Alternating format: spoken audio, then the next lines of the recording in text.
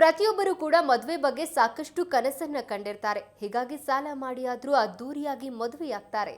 ಆದರೆ ಕೆಲವರು ಈ ಮದುವೆ ಖರ್ಚು ವೆಚ್ಚಗಳ ಬಗ್ಗೆ ಲೆಕ್ಕ ಹಾಕಿ ತನ್ನ ಆರ್ಥಿಕ ಸ್ಥಿತಿಗೆ ತಕ್ಕಂತೆ ಮದುವೆ ಮಾಡಿಕೊಳ್ತಾರೆ. ಈಗಿನವರ ತರಹ ನಮ್ಮ ಅಜ್ಜ ಅಜ್ಜಂದಿರ ಕಾಲದಲ್ಲಿ ಆಡಂಬರದ ಮದುವೆ ಇರಲಿಲ್ಲ. ಆ ಸಮಯದಲ್ಲಿ ದುಂದು ವೆಚ್ಚದಿಂದ ದೂರವಿದ್ದು ಸರಳವಾಗಿ ಮದುವೆಯಾಗ್ತಾ ಇದ್ರು. ಆದರೆ 1965ರಲ್ಲಿ ವಿವಾಹದ ಬಜೆಟ್ ಒಂದು ಎಲ್ಲರ ಗಮನ ಸೆಳೀತಾ ಇದೆ.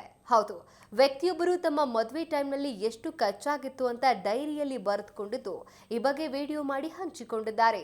ವ್ಯಕ್ತಿಯು 1965ರಲ್ಲಿ ನಡೆದ ಮದುವೆಯ ಖರ್ಚುಗಳನ್ನ ಬರೆದ ತನ್ನ ಹಳೆಯ ಡೈರಿಯನ್ನು ತೋರಿಸಿದ್ದು, ಇದರಲ್ಲಿ ಮದುವೆಯು 1965 ಫೆಬ್ರವರಿ 10ರಂದು ನಡೆಯಿತು ಅಂತ ಉಲ್ಲೇಖಿಸಲಾಗಿದೆ. ಆ ವೇಳೆಯಲ್ಲಿ ಖರ್ಚು ವೆಚ್ಚ ಎಷ್ಟಾಗಿತ್ತು ಅಂತ ವಿವರಿಸಿದ್ದಾರೆ. ಎಲ್ಲ ಖರ್ಚುಗಳನ್ನು ತೋರಿಸಿ ಮದುವೆಗೆ ಒಟ್ಟು ಖರ್ಚು ಆಗಿದ್ದು ₹1,504 64 ಪೈಸೆ ಹಾಗೂ ಉಡುಗೊರೆಯ ಬಗ್ಗೆ ಹೇಳಿಕೊಂಡಿದ್ದಾರೆ. ಆ ಸಮಯದಲ್ಲಿ ₹1 ಮೂಯಿ ನೀಡಿದ್ದು, ಆ ಸಮಯದಲ್ಲಿ ₹50 ಮೂಯಿ ಒಟ್ಟು ಆಗಿತ್ತು ಅಂತ ಹೇಳಿಕೊಂಡಿದ್ದಾರೆ.